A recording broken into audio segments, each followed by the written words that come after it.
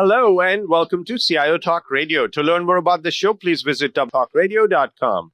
And as always, we invite you to join the discussion on Twitter, hashtag CTR Live, and look for this show as hashtag change. Today's topic is, do you have the chops to be a change leader? And our guest for today's show is Dr. John Kotter, who's the head of research at Kotter International, professor of leadership emeritus at the Harvard Business School, and is an author of an upcoming book being released on April 8th called Accelerate, Building Strategic Agility for a Faster Moving World. Good morning, John. How are you doing here? I'm doing very well, and I was very impressed that you managed to pronounce Manchester correctly. Nobody can. No, that is so true. It was a mouthful, but I'm sure I just tried here. So how are you doing? How's life treating you? I'm doing very, very well, thank you. I'm staring at a palm tree right now, which, trust me, is not in Boston, where everything is under feet of snow. So I'm in a very good mood. Very good, very good. I'm glad to hear that. Now, David Bowie once sang, just gonna have to be a different man. Time may change me, but I can't trace time. That song, of course, was Changes, and that's the theme of our show this morning. And what Bowie sings is right, because time will change things, and you'll have to be a different man or woman and a different leader altogether. We wanted to look at what it takes to be a change leader, and if we all have the chops to lead change. That said, Dr. Kotter, I'd like to ask you this, that yes, the world around us is volatile and is becoming more and more so. And we are also demanding of major change. Do you think we have not improved, or we have not caught up with what it takes to cope up with such changes, or these changes are of a different type altogether, which we were not ever trained for? Well, it's both. Part of the problem is the rate of change, and the amount of disruption that comes with it has just been going up and up and up. You can dig into all kinds of data sets and draw curves that all look exponential upward, which means that however much change we've experienced in the last 5 years, it's a whole lot more than the 5-year period 15 years ago. And I'm convinced that we've passed the point now where even the problems and the solutions that we had 10 or 15 years ago work very well. The challenges are bigger. Transformation, when you put a bunch of change together, you use a big word like that, has always been difficult. But it's even more difficult now on the downside. But the opportunities in a swirly environment like we have now are bigger than they've ever been. As you and I and the listeners know, throughout history, I mean, going back to cave paintings, nothing like Facebook or Google ever was possible. That growth, that amount of wealth, jobs, products and services in such a short period of time, that's not just an anomaly. It's the world has changed in terms of change, and it's creating more and more challenges for us, which we've got to learn about and act on. So, yes, so given your response, it looks like it is different and it is new. So do you think the core competencies that a leader must possess in order for them to be able to lead this new kind of change, does that need to change? Or we can say, once we got a PhD in leading change, then bring it on, any kind of change, and we'll be able to handle it? Well, it's an excellent question, the way you put it, because the answer, I think, is a bit subtle. It's both yes and no. You could take people who in the 1920s and 1930s, somebody like Thomas Watson I, who created the first global large-scale technological enterprise, something called the IBM. He fostered an enormous amount of change in these three little businesses that were hooked together and given to him around 1917 to build this new thing that would turn into a behemoth. And many of the methods that he used are still relevant today. The same would be said for on the political side of Winston Churchill in the early 1940s. The challenge today is that because it's so much is coming at us so fast and in so many places, we can't rely on the praying occasionally for a few more Thomas Watson the firsts or a few more Steve Jobs or a few more Winston Churchills. We're going to have to get a lot more people into the game, so to speak, and thinking about that the world is always a matter of, and your job is always a matter of getting today's work done and transforming things in a way that leaps you into a prosperous future. And you can't rely on one great change leader. As a matter of fact, what a great change leader does increasingly is create other change leaders. Gets more people, maybe not as sophisticated as he or she may be, but into the game, doing, helping with the chores. So maybe that's a good summary. It's not different in the sense that, if you had Winston Churchill running your company today and he understood the business, you'd be in really great shape. The difference is today that Winston Churchill needs to be creating and encouraging and drawing a whole lot more little Winstons into the game so that you can move agilely and fast enough to deal with the kind of swirliness and speed that is just going up and up and up all around us. Would you say that it is better to pause versus saying I'm going to start running faster because more is coming at me and then I'm going to try to juggle even more balls that I had earlier? Because in order for us to make change, first of all, we have to stop, take a pause and think and see how this will change the way we do things currently and how we will accommodate what new things are coming our way, which we do not have perhaps experience in. But if we say that we're going to hire just more people, there will be many more chefs cooking the broth, then God bless us all. It's going to get worse. No, just racing ahead. You too often end up looking like, the rat in the treadmill, and you don't even recognize it. And I think the main thing when you have to pause occasionally is to stop and take a deep breath and say, all right, with all this going on around us, what is our biggest opportunity? Just that. Just pause. We think we know, or we think it's not a relevant question. No. What we have found is that it's the question. What is the biggest opportunity we faced right now? Don't race on to coming up with some kind of a great vision that you're going to communicate to people. Don't race on to trying to empower the troops to make something happen. Just stop at that. What is the biggest opportunity? Because among other things, when there's some clarity at that end, very often, a few steps down the road, after you've paused and got that clear, you'll look at all of these balls that you're juggling, and you'll discover that any number of them, really, you shouldn't be juggling at all. They're not on the critical path to anything that is big and important. And the name of the game is just putting them down. It is amazing how many people we find, or how many companies we find these days that have 12, 22, 52 change initiatives going on at once. And when they go through the exercise of taking a deep breath, clarifying, usually with the senior management committee doing it first, strategically, what's the big opportunity out there? How often they decide that of those 52, maybe only 8 or 9 are the ones they ought to be focusing on right now. There'll be subsets of those 8 or 9.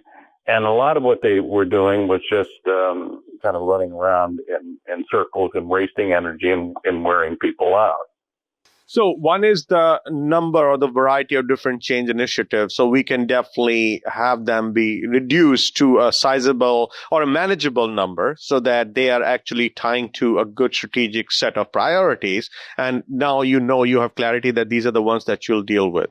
But then another is the qualitative aspect of how you go about even handling them, because it's cool to have, I'm working on these, instead of 40 now, I'm working on 9 initiatives, but the devil is in the detail and in the implementation of Right. how you do it. So where do you think is the challenge? Is it more in the incremental changes that people are trying to make, or is it in the disruptive changes that people want? So these 9, if you say in a given organization, would you say all 9 of them turn out to be the disruptive changes and that's what they struggle with? Well, it can vary a lot, and I'm not sure if have gotten to the point where I can make a good generalization. This would be an answer to that question, because you see all sorts of patterns.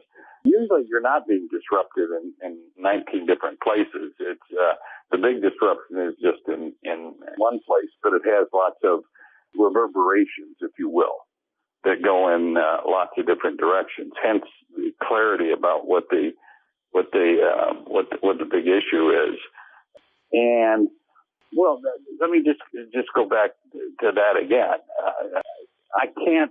This is what we've learned through this Kotter International Consulting Group, the work they've been doing over the last 5 years, that the power of getting this whole thing started right, getting a new way of operating, which is strategically smarter from the point of view of changing and transforming yourself to deal with the kind of environment around you.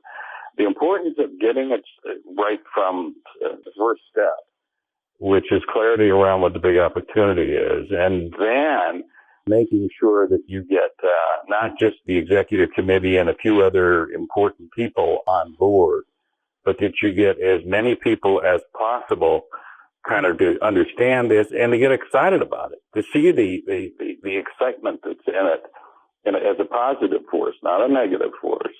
The engine that can give you to go on and to do things that traditionally you will change management techniques can't possibly do is hard to overstate. So let's do this. Let's take a quick break and we'll be right back. And let's inventory some of the top challenges many of the leaders who might have been sitting down with you one-on-one and be vulnerable and say that I need to be the change leader. I am perhaps seen as a change leader, but these are the top 3 things which I face in my given situation, or no matter which change comes, I see that I'm struggling with these 3 or 4 items. Which ones are those, and which ones are the ones which we see as a common denominator across multiple leaders that you may have spoken with or you see in the marketplace? If that could be solved, then life is good and most of these change leaders will be as effective as they can be. So listeners, please stay tuned. We'll be right back.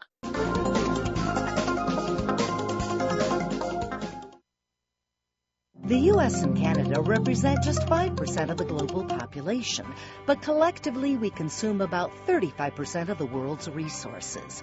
Supply is not keeping up with demand, so change is not an option, it's imperative. Siemens brings knowledge to power through modernization, responsible energy consumption, and greening the grid projects. Siemens Smart Grid has the answers. Just Google Lead the Charge portal.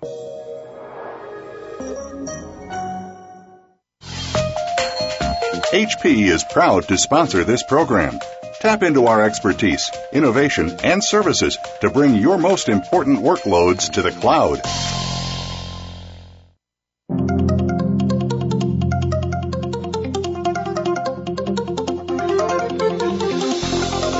You are listening to CIO Talk Radio with Sanjog Aul. To learn more about the show, please visit www.ciotalkradio.com. If you have a question or comment, call toll-free at 1-866-472-5790. That number again is 1-866-472-5790. Now, back to the show. Here's Sanjog Aul. Welcome back. So, Dr. Kotter, if we were to inventory the top challenges which these leaders who are from the organization standpoint, they're looked like as heroes who can make anything happen, but they sat down with you perhaps, or you heard them talk about their top challenges which they grapple with, and some of them are chronic and others that they were able to solve. What were those, or what are those? Okay. Number one is it's most people that come to me think they have already gone 2 or 3 miles down the road and they're beginning to run into some problems and want to talk about those problems. And I say, well, let's go back to the beginning for a second. What's the sense of urgency in your organization that something has to be done, and not just a little bit differently, but significantly differently, to be able to A, survive, and B, prosper, really win-win big. And virtually everybody will say, the people that will come to me because they think they've got things going well, that's not a problem. We've got a building platform. Everybody recognizes it. Now let's go on and talk about something else. And what we have found is that it is an exceptionally rare place that has a clear sense of urgency among lots and lots of people about some specific big opportunity that the organization has faced. And what that means is that you got lots of your people that are coming in every day, not just to do their job, but to literally have in the back of their head a third eyeball. That the metaphor doesn't quite work, but you understand. Looking constantly for opportunities throughout the day to push the ball ahead on whatever that opportunity issue is, and feel some sense of urgency that they need to do this, even though this isn't a short-term, one-week crisis. It's a much longer play in making your organization win. People underestimate, really smart people underestimate constantly that they haven't got that right. They think they have. No, you need to get that right first. You can tell me that you can show me that 51% of your people literally have a common idea line, understanding of what the big opportunity is that will require these significant strategic changes, and are coming into work every day not only to do their job, but to want to help with that. Then you're in a position to really make something happen. And the most successful cases that we have seen in the last decade are people who understand that and who follow through on just that. So that's one thing. A second thing is it's this numbers bit. You got to increasingly the most successful people who are good at getting their firms to make the right strategic changes fast enough to win big in a world driven by increasing globalization and technological change. Don't think of themselves as the change leader, but as a central leader that is going to help attract and create around them lots of change leaders, lots of people who have that sense of urgency and who want to follow through with that, with not just managing the changes that are going on, but leading. This simple distinction, which I made years ago, between management and leadership is still today vastly misunderstood and creates so many problems. Both management and leadership are enormously important in running companies.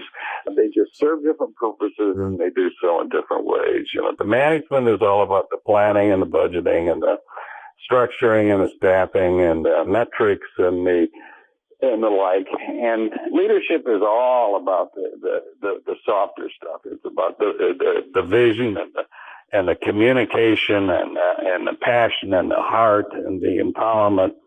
The management makes things work today. You know, it makes the trains run on time.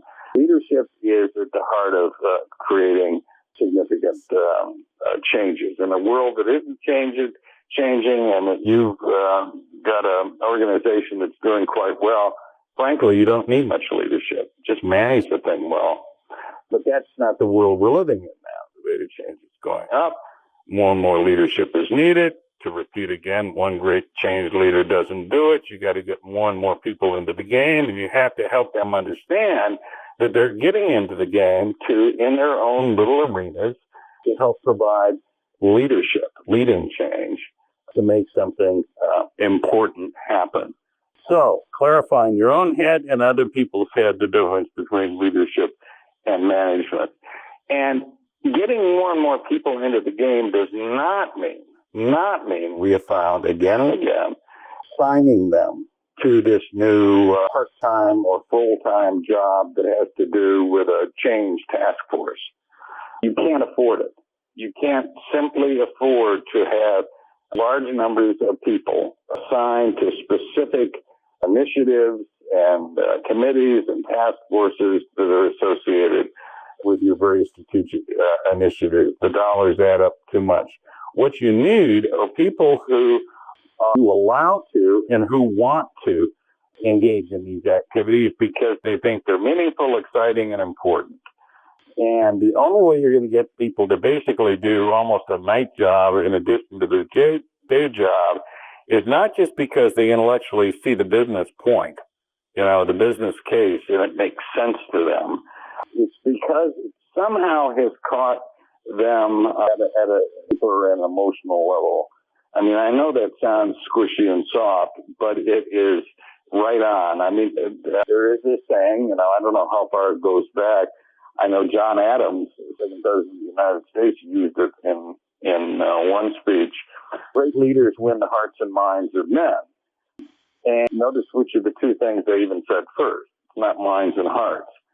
But people's hearts have got to be in this, which is why they will volunteer to get into the game, learn something about how they can help provide the leadership to make the strategic changes, to make you move faster and deal with disruptive environments. And far too many people don't have this kind of heart piece thought through very carefully. But you can't. We've taught people, because they've wanted to win. I mean, it's all based on that. Do you want to win or not? Do you want to win big or not?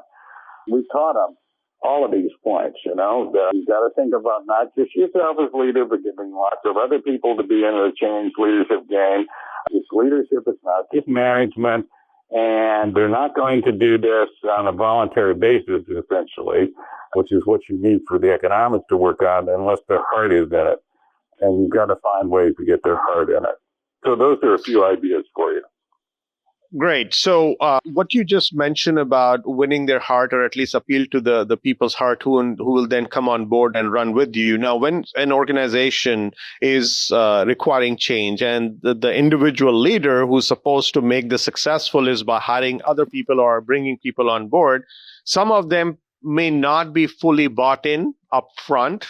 There could be a journey to be, they should be leading that journey so that these people slowly come on board, because some of those skills and experience that is required to bring about change, which could be in people, process, and technology, or whatever else that is at stake there, the skills may not be missing in all people who have bought on, and the people who have not totally bought on may have the required skills. So how do you juggle? How does a leader, in your view, should the leader bring all types of people and know that there is an agenda for him or her to slowly work on the people who had the skill but not totally bought on, or just wait before they get anyone? But if you do that way, you will never get the change process started. You see where I'm going with this? Yeah. No, you need to get the thing started and then get enough people helping you again so that they are getting more people on board. And just accept the fact that you're right. Not everybody is going to get into this on day one or even day 30. It's like the people who first studied the adoption of new innovations. I think it had mostly to do with new technologies in agriculture. This is a century ago or more. What they discovered is when it was successful, people came on board in kind of waves. The first people that I think they call the early adopters. These were people that very quickly were attuned to spotting new opportunities and just had temperamentally wanted to act on them. And then you got another wave, and I forget exactly the names that they got them, all the way to the fact that there are a certain percentage who never get on board.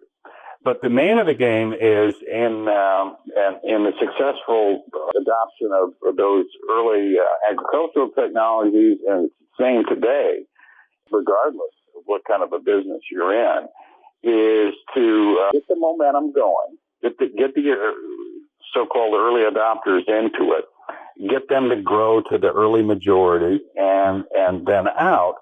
And it happens, not the least of which is through micro successes. We call them wins. you get something going and you start producing. It's not just words. It's not just in 2 years we will, have beaten Microsoft in their Xbox group in this particular sub-business. It is demonstrated little successes that then you make sure get communicated around and celebrated. And if you're relentless at that, starting with the early adopters, the people who kind of get into this right away, that helps create this flow and momentum and getting more and more people into the game. So another huge lesson we've learned is this importance of actually getting concrete little, medium-sized, and big wins as soon as possible and keeping them coming and keeping track of them and communicating and celebrating, because some people it'll take a few wins to kind of get them to say, hey, there's really something important going on here. I want to be a part of it. And for some people, it takes a whole lot, and then there are always a few that no matter what you do, they're not going to pay attention. But to get that momentum, to pull more and more people into it, crucial fact. Think of wins. What wins have we gotten this week? And don't always look for just big economic figures. Little things can be very psychologically and practically important. Some stupid form all management has to fill out, once a week because of some leftover problem from the 1930s. It goes into the financial office, and everybody hates it because it doesn't seem to serve any purpose. Just eliminate it, saying you're no longer going to use that reporting form. You don't have to spend half an hour once a week filling this thing out. I mean, it's not a specific win that ties to revenue or profitability or big customer success, but for the people who are hating this, who thinks that little time demand is disrupting their capacity to do their jobs well and to cope with an increasingly swirly environment, the elimination of that is a huge win and should be treated accordingly. So let's take, why don't we take and then win to pull more people into it. Great. So let's take a quick break, listeners. We'll be right back and look at some of the things that Dr. Kotter, you mentioned in terms of hiring the people who are really on board and communicating to them the vision and the strategy, and then, of course, create the wins. So definitely a great approach.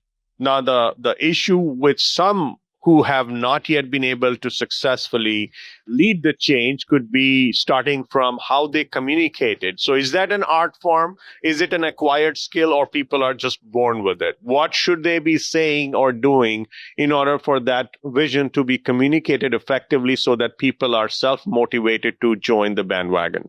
Please stay tuned, listeners. We'll be right back and explore.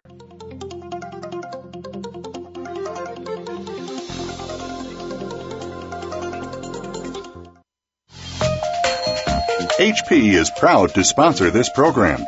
Tap into our expertise, innovation, and services to bring your most important workloads to the cloud. The U.S. and Canada represent just 5% of the global population, but collectively we consume about 35% of the world's resources. Supply is not keeping up with demand, so change is not an option, it's imperative. Siemens brings knowledge to power through modernization, responsible energy consumption, and greening the grid projects. Siemens Smart Grid has the answers. Just Google Lead the Charge portal.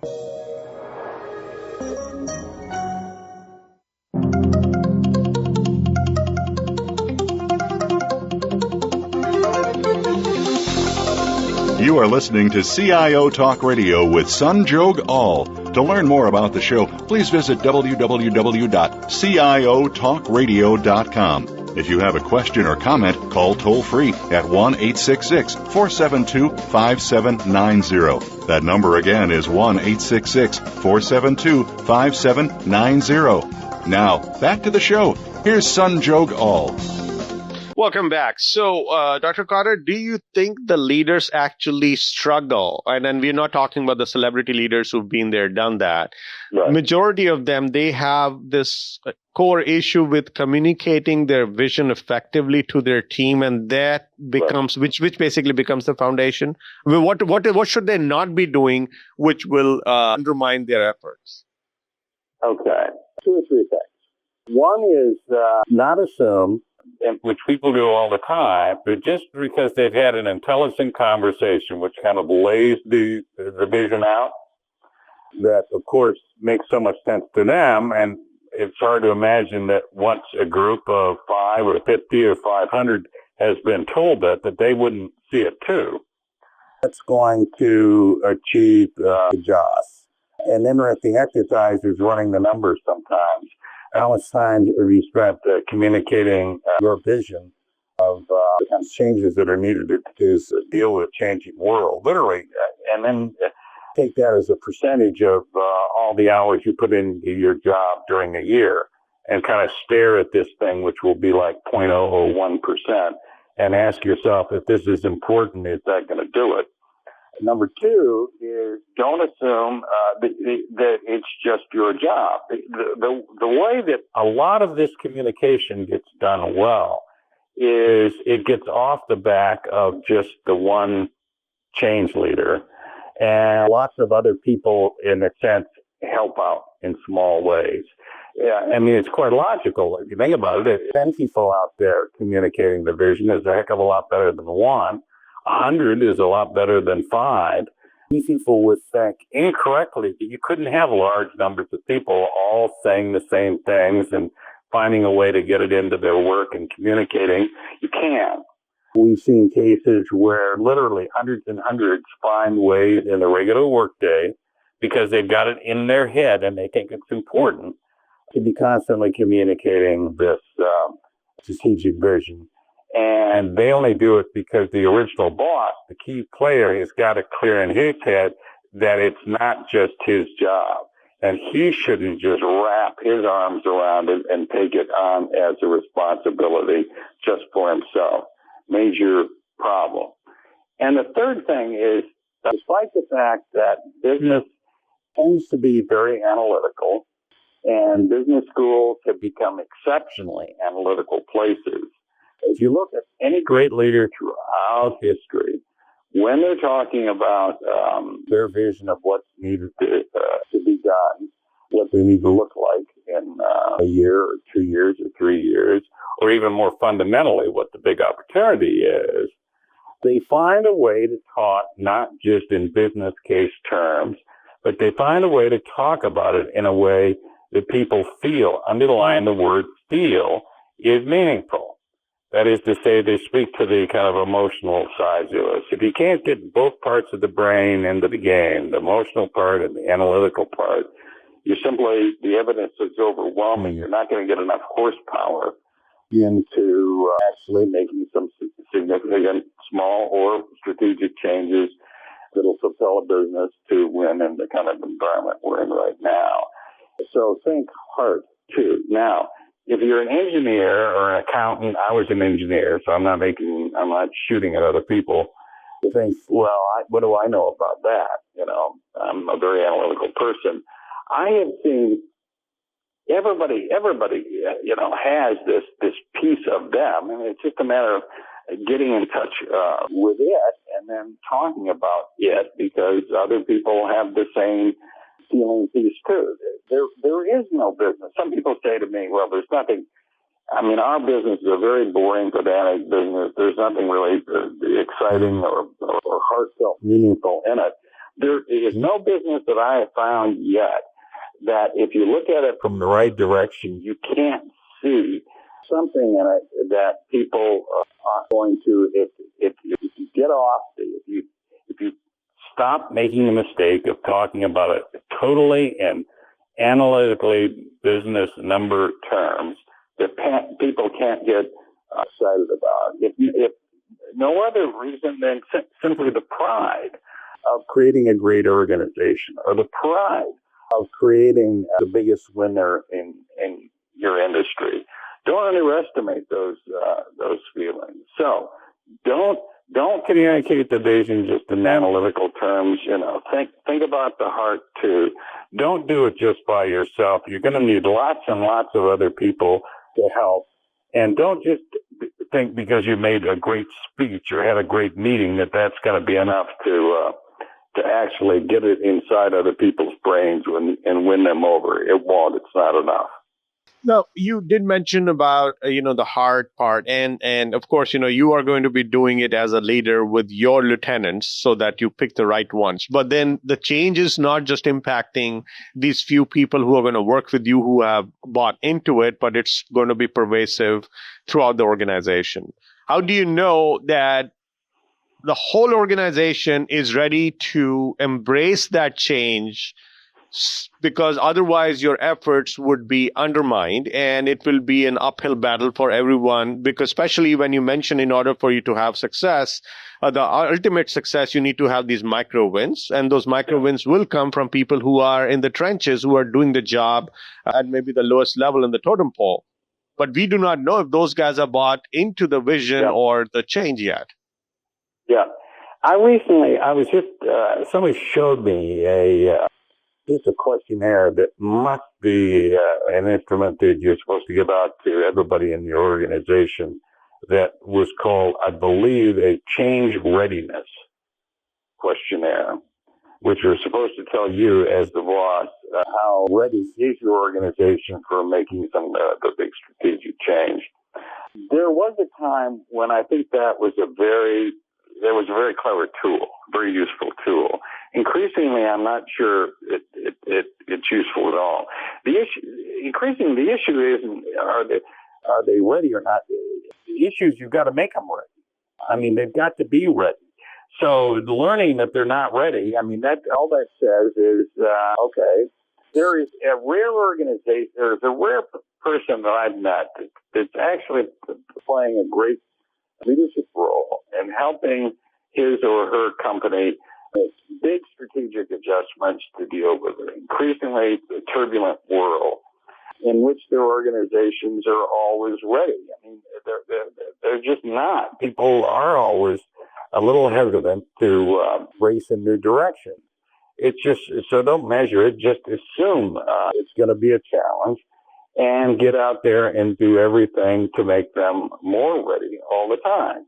And that lifts back to much of what we've talked about for the last half an hour.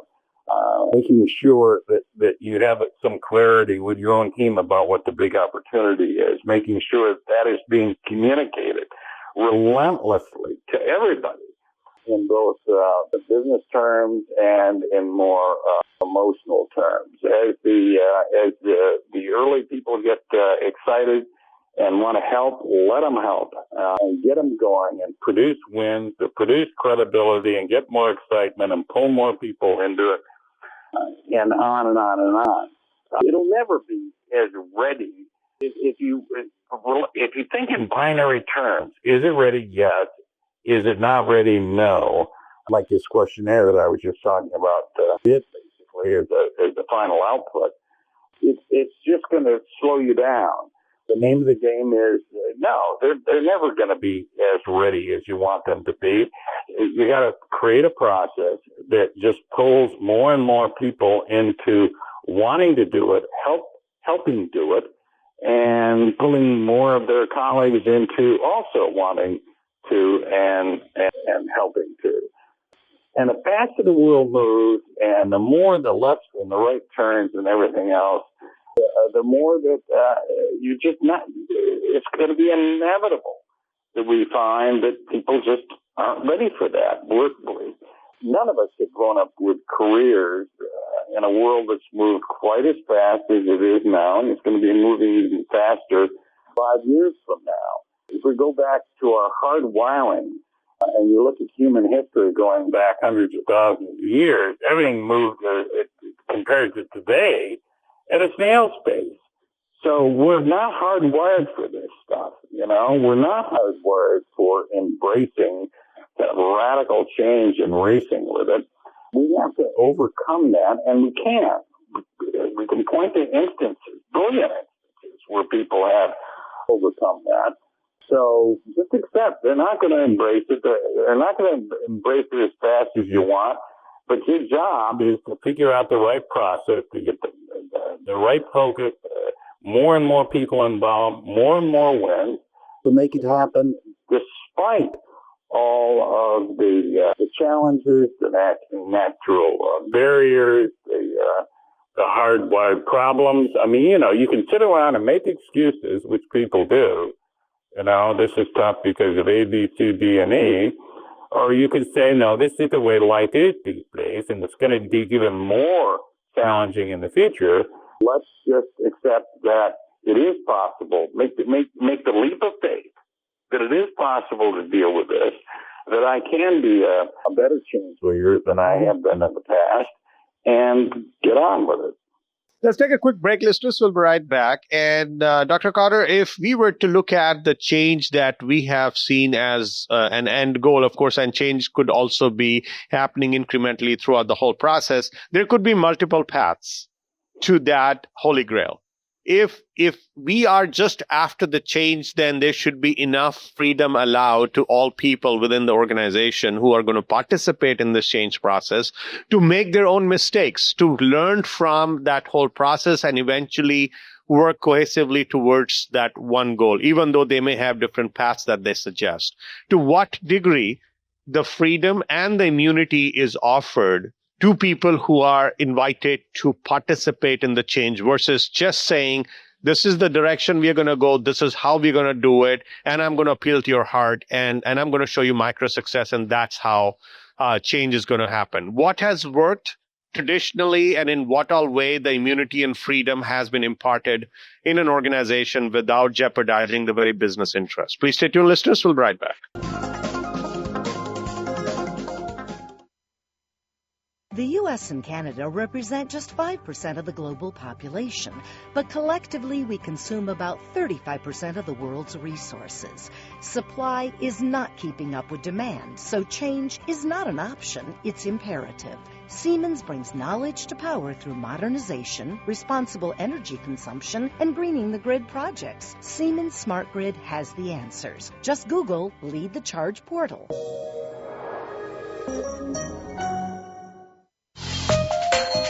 HP is proud to sponsor this program.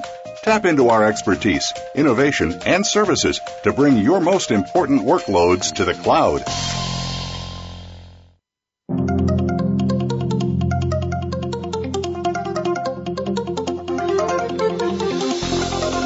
You are listening to CIO Talk Radio with Sanjog Aul. To learn more about the show, please visit www.ciotalkradio.com. If you have a question or comment, call toll-free at 1-866-472-5790. That number again is 1-866-472-5790. Now, back to the show. Here's Sanjog Aul.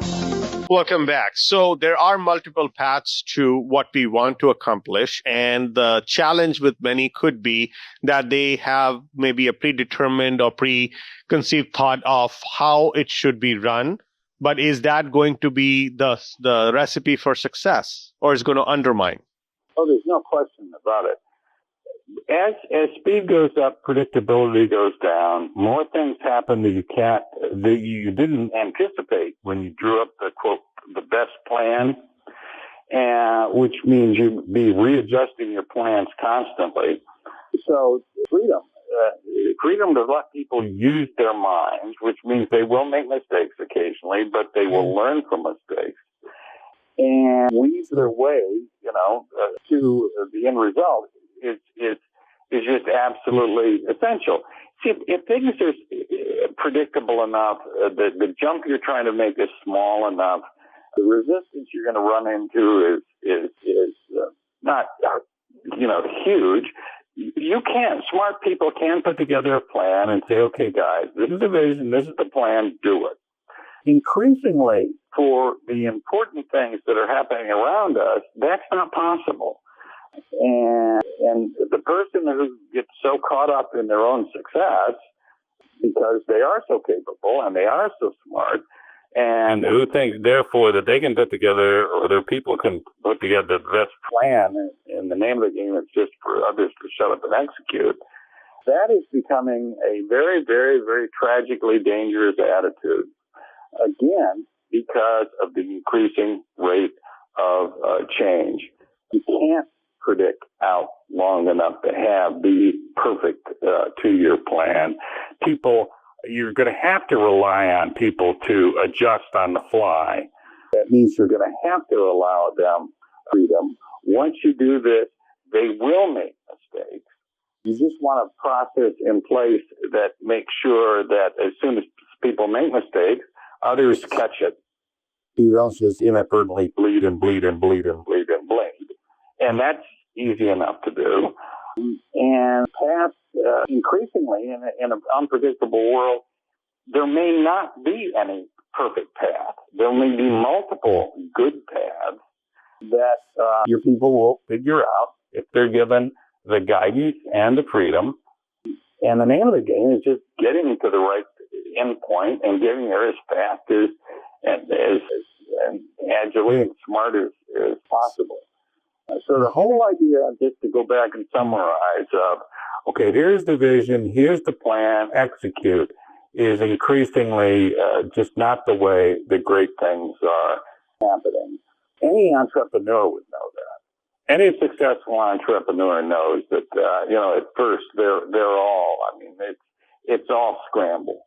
It's all scrambling with a lot of people having a lot of the freedom to try different initiatives and drop them immediately, learn some mistakes, race on, and that's in a sense in a bigger conversation, which we kind of have right now, where the world is going to go. We're going to build these large organizations that are meticulously managed, as we've learned, through hierarchy and planning processes, and et cetera, but are also going to have a component built into them that looks much more entrepreneurial. It's much more network relationships. It's people with a lot more freedom, reliable leadership to make something interesting happen. And if there's a single issue, maybe right now I pass on to your listeners, it's you really ought to look in the mirror and ask yourself how much you are at some level, you've been trained through experience, you're smart, to be nervous about giving your people too much freedom because you've seen the problems that's caused in the past. If you act on your own nervousness in this different kind of environment we're in right now and don't give them the freedom, there is no way you're going to win big, or at least all the evidence we see. There's no way you're going to win big. Would you say that a leader should aspire to become is there a definition of a role model of a change leader that you would want to leave our listeners with who could be emulated? Well, style-wise, people can do this in lots of different ways. Different personalities, introverts, extroverts, more comfortable in public speaking, less comfortable in public speaking. There are lots of things on the surface that could be different. Therefore, there is no single model to emulate. I think if you want to emulate anything, it's just anybody, no matter what they look like, or their gender, or their nationality, or anything else, that has absorbed into his or her brain the fact that the world is moving faster, it's more disruptive, that's going to require a new way of doing things, that's going to require a whole lot more change leadership from you, and that means probably not doing things you have in the past. It doesn't require a particular style of personality, but, let's go down the whole list again. Get some clarity around in your own head and your team's head about what the big opportunity is. Start getting more and more people in the organization, throughout the organization, that develop some real sense of urgency about not just doing their day jobs, but doing that too, and doing something about that too. Bring some clarity about what kind of changes the vision for change is for at least the next 12 months, if not 24 months. Get lots and lots of people involved, not because you're appointing them to one more task force where they're going to die on the job from all the work, but because they want to, because they find it exciting, because their heart's into it. Pay attention to wins. Make it happen, broadcast it, celebrate it, and just get this whole machine never to let up until you've got something great accomplished, and then you'll just continue it, because change is never going to stop. You'll be constantly transforming yourself, and the whole thing doesn't have to exhaust people. The best examples of this that I've seen, the change leaders, you want to emulate somebody that does it right, and you don't end up exhausted. You end up just thrilled by the whole thing. It's exciting, it's fun, and life should be like that. On behalf of the show and our listeners, I'd really like to thank you, Dr. Kotter, for sharing your thoughts and wisdom about how an organization could benefit from change, and also what chops and what qualities and traits can a leader develop for them to become an effective change leader. Thank you so much again. You're welcome. And listeners, hope you enjoyed the conversation and got the pearls of wisdom from Dr. Kotter. Please like us on Facebook, search for CIO Talk Radio, and please be sure to follow us on Twitter. Thank you again for listening to CIO Talk Radio. This is Sanjog Aul, your talk show host. Till next week, take care and God bless.